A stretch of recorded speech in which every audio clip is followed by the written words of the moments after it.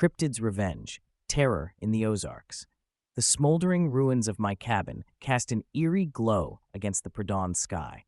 From the ridge, the flames consumed the last remnants of my sanctuary, and I believed I had finally vanquished the cryptid and the horrors it brought. Months passed, and life in our small Arkansas town seemed to return to normal. I tried to bury the memories of that dreadful night, but the forest's whispering secrets were never far from my mind. For me, Eleanor, the nightmares were a constant reminder of the terror we faced. One evening, as I was preparing for bed, a cold shiver ran down my spine. The animals outside were restless, and the usual symphony of nighttime sounds was absent. Suddenly, there was a frantic pounding on my door. I opened it to find a terrified neighbor, their face pale with fear. "Eleanor, what's wrong?" they asked, their voice trembling.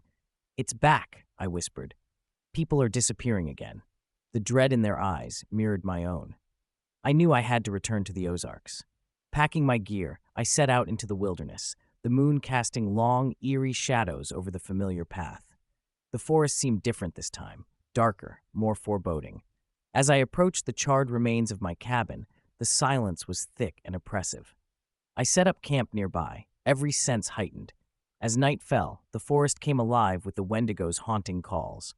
The creature's eyes glowed menacingly from the edge of the firelight, larger and more monstrous than I remembered.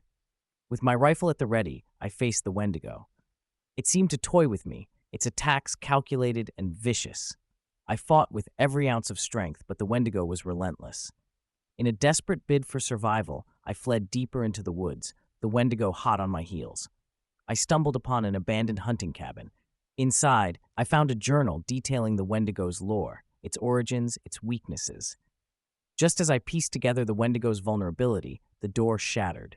With newfound determination, I grabbed a silver-tipped spear from the cabin's arsenal. The Wendigo lunged at me, and I dodged, thrusting the spear into its side. The creature howled in pain, its form flickering.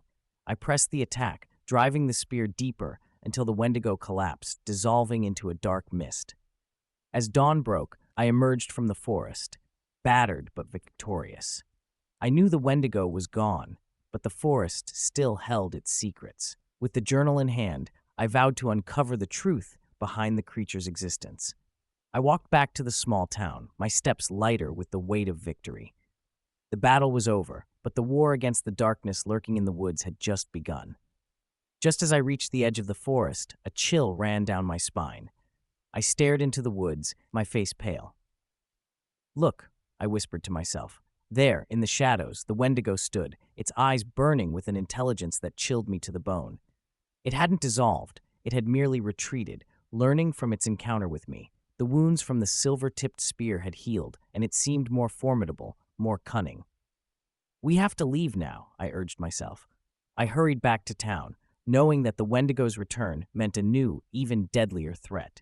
The forest still held its secrets, and now it was clear that the Wendigo was a relentless hunter.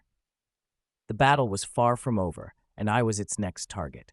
In the aftermath of the battle, Jack emerged from the shadows, a figure consumed by vengeance. He had lost everything to the Wendigo and had dedicated his life to hunting it down. The tragic look in his eyes spoke of a pain that could never be healed. Now, with renewed purpose, he joined the fight, determined to end the Wendigo's reign of terror once and for all.